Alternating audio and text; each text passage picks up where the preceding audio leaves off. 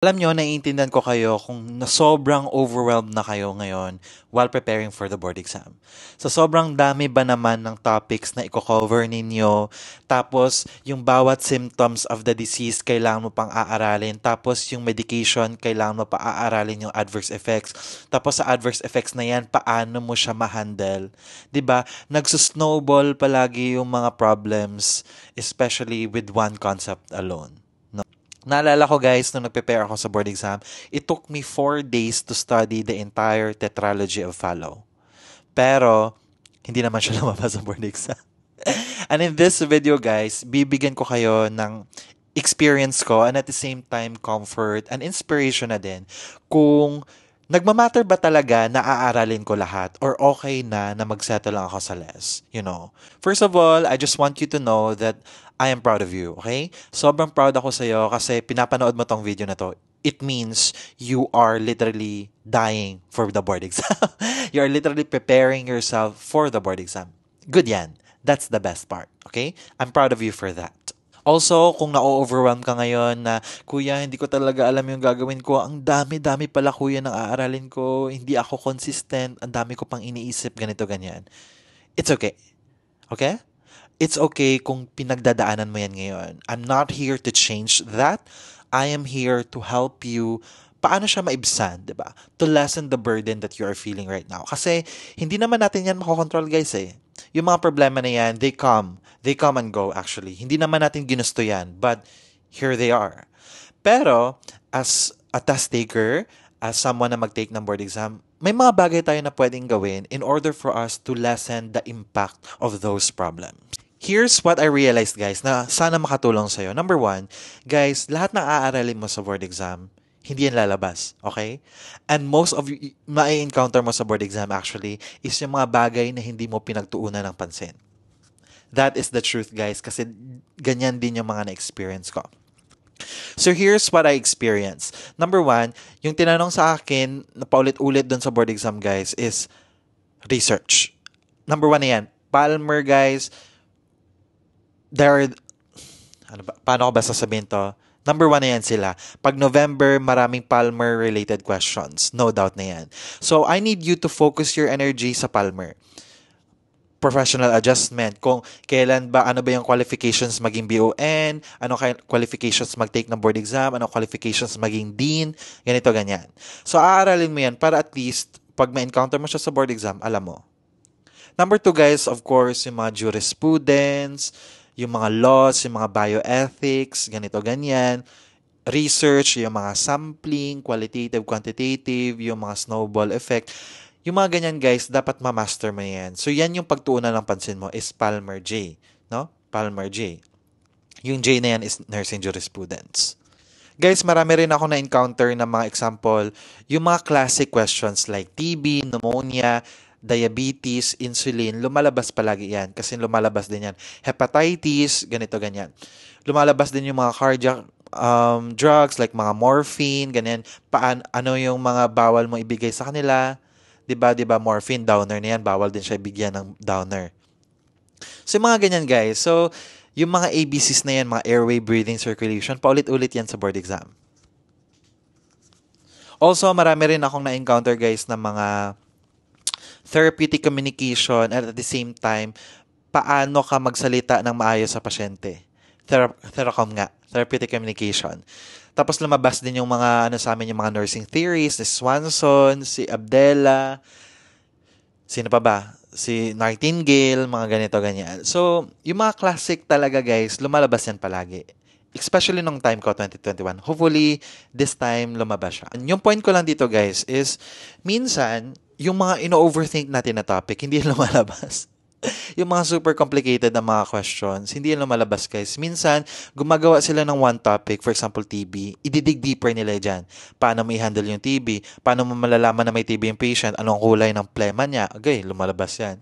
Alam mo yung mga ganon? So, actually, ang better pa nga is the more you dig deeper sa isang topic, the more mo siya magigets. For example, kung alam mo yung MI, tanungin mo yung sarili mo, ano kaya yung first sign na malalaman mo na may MI siya? Ayun. Chest pain ba? Ano ba, diaphoresis ba? Ganito, ganyan. Na malalaman mo yan, chest pain. Siyempre, number one yan, yung pain ng chest. Diba? Kasi may blockage niya ng artery. Tapos malalaman mo, doon pa lang sa blockage ng artery, tatanungin mo yung sarili mo, paano ko naman kuya malalaman if ano yung mga food na rich in fat? 'Di ba? Lumalabas din yan guys, yung mga diet. Sus, ang dami niyan. Like, para ma-prevent mo yung MI, ano yung foods na ibabawal sa'yo. Tapos lalagyan ka din ng mga choices. So, alamin mo dyan kung ano yung may mga mayonnaise dyan. Di ba pag may mayonnaise, may fat yan. So, bawal yan. So, yung mga burger na may mayonnaise, X yan agad. Yung mga french fries, ganun. So, dapat maging ano ka, alerto ka. Alam mo yung mga ganyan-ganyan. Kasi, minsan, sa mga simpleng bagay sila guys bumabawi. Okay? So, binibigyan kita ng idea ha, like, for example, if you study this topic, wag ka lang maging superficial. Alamin mo yung, for example, sa seizures na malabas to, yung mga aura na ganyan. Ano yung aura? Hindi yan yung artista ha. Yung, di ba yung aura, yung tinatawag na aura is yung, ito yung mafe-feel mo before the seizure.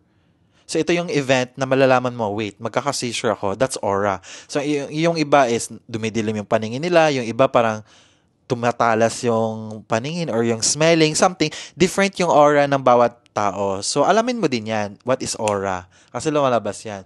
Tapos, ano yung mga bawal sa pasyente na may mga ganito, mga glaucoma, ganyan, ganyan. So, yung mga eye problems yan, guys, yung hearing problems, so yung mga vertigo, yung mga glaucoma, catarata, lumalabas yan, guys. Those are classic board exam questions. So, ang sinasabi ko sa iyo, imbis na ma-overwhelm ka sa lahat ng mga bagong topics, mga intricate topics, ang gusto ko lang sabihin sa iyo is study the classic signs. Alamin mo yung mga what is the first symptoms of this disease, yung mga common talaga. At guys, you can find common board exam topics sa NLE guide na binibenta ko. But if you don't or not interested, marami naman guys sa internet, i-research mo lang sa mga Facebook groups, makikita mo doon yung mga comments nila kung ano yung lumalabas. So, doon pa lang, makakatulong na talaga siya, 'di ba? So, yun. Ang gusto ko lang, punto ko lang ngayon is wag kang mag-overanalyze ng mga bagay-bagay. Yes, madami kang aaralin. Pero, usually, hindi naman yan ganun eh. Marami nga nagsasabi na super underwhelming daw ng board exam. Actually, more on common sense talaga lumalabas doon. Okay? So, ang gusto ko lang sabihin sa'yo, iparating talaga is wag kang ma-pressure. Don't put too much pressure on yourself sa pag-aaral. At wag kang ma-overwhelm. Wag mong kainin lahat. Wag mong aralin lahat agad-agad in one day. No? Take one day at a time. Mas maganda alamin mo yung mga the best topics talaga na binibigay ng mga lecturers mo, ng review center mo, at dig deeper on that. Okay? At sa mga mabilis naman maboard, walang motivation, yung attention span sobrang liit, guys, cellphone yung kalaban mo. Dahil yan sa cellphone mo, huwag ka nang maglaban sa akin. That is your phone's fault. At sino ba yung gumagamit ng phone na yan? Ikaw. So technically, that is your fault. Okay? So tanggapin mo yan kasi tinanggap ko yan and now I'm really happy na hindi ako masyado nagpo-phone. Tinatry ko na i-let go yung phone addiction ko kasi guys, addict talaga ako sa cellphone. So, okay din yan na tanggapin mo sa sarili mo na na-addict ka. Ang importante, ano yung gagawin mo ngayon na alam mo na na-addict ka na sa cellphone? You have to control it. You have to delete the apps kung kinakailangan. You have to turn off your phone kung kinakailangan. Focus ka talaga sa study. And also, para hindi boring yung study mo, guys, make it fun, okay? Gumawa ka ng mga flashcards. Gumawa ako dati, guys, ng mga flashcards, guys. Tapos yung katrabaho ko, siya yung pinapaano ko, huy, tanungin mo naman ako, ikaw si Chris Aquino, ako yung game ka na ba tayo dito? Ganon. So, maging ano ka, have fun, be active, ask help for other people, you know? Mag-group study kayo. Number one, ikaw yung moderator. Ikaw si Luis Manzano, no? Mag-Royal Rumble kayo dyan. Be creative, guys. So, there's so many ways to actually study na hindi mo kailangan maging boring, di ba? Kailangan mo mag-hangout sa mga tao na creative, yung parang ang sipag mag-aral. Wag kang mag-hangout sa mga tao na tamad, guys, kasi mai-influensyan ka niyan. Kung yung mga friends mo tamad, then make new friends. Kung mag-aaway man kayo, who cares? At least may license kayo. 'Di ba? Or you can communicate with each other na friends. Ano ba yan? Wala na tayong ginagawa dito. TikTok na lang tayo ng TikTok. Mag-aral naman tayo, guys. You know? You can also teach, number one ko yan. If you want to retain everything that you're learning, you have to teach it with another person. I stand by that kasi yan yung ginagawa ko. I retain a lot of information kasi mahilig ako magturo, and it's not being pabida-bida. If you think that's bida-bida, then you have a mindset problem. Problema mo na yan. Okay? Hindi yan bida-bida. It's actually helping others. And the more you explain things based on your own words, marirealize mo na, oh my God, gets ko pala siya, kuya. Wait, kuya, hindi ko siya ma-explain ng maayos sa friend ko. Hindi mo siya gets. Okay? Pag hindi mo gets yung isang bagay, you have to learn it again and then teach it. Teach it in a way na maiintindihan ng ibang tao, it means naiintindihan mo na siya.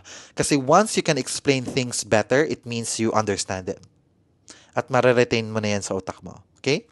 At sa mga mabilis naman maboard, walang motivation, yung attention span sobrang liit, guys, cellphone yung kalaban mo.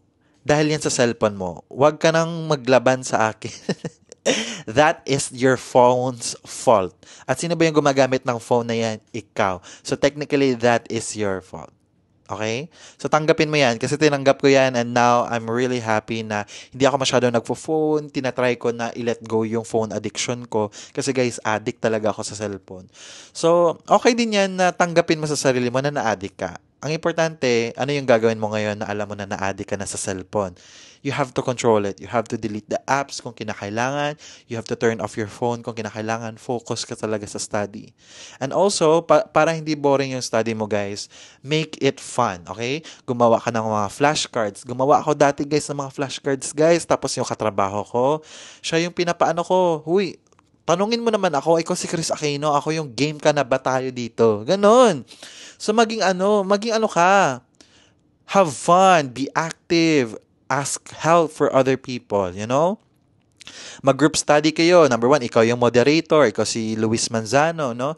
Mag-Royal Rumble kayo dyan. Be creative, guys. So, there's so many ways to actually study na hindi mo kailangan maging boring, di ba?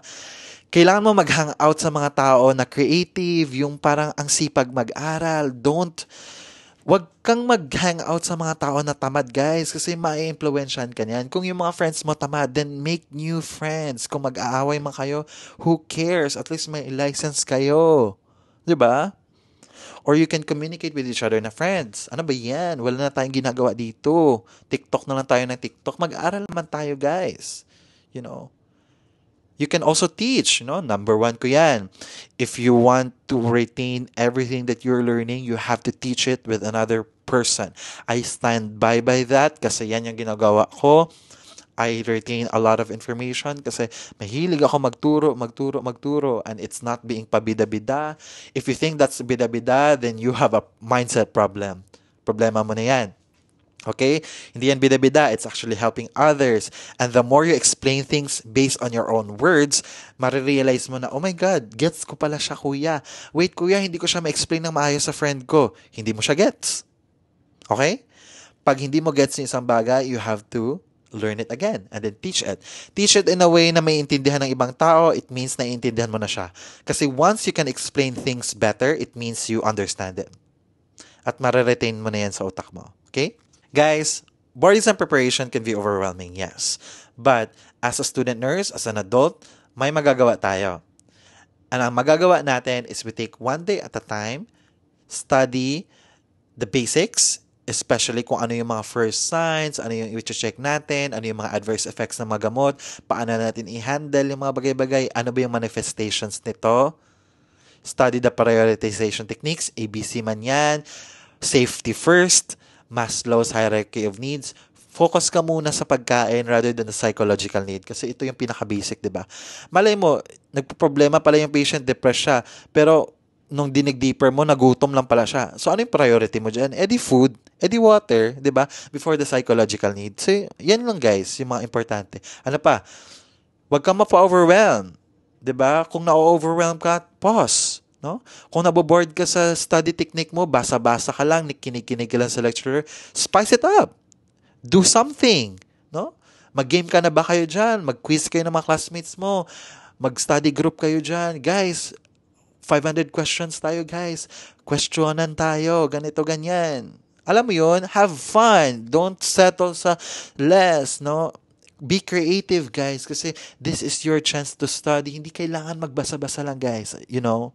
And I'm very passionate right now because I'm rooting for you and I want you to succeed, okay? And this November, you are going to be a registered nurse.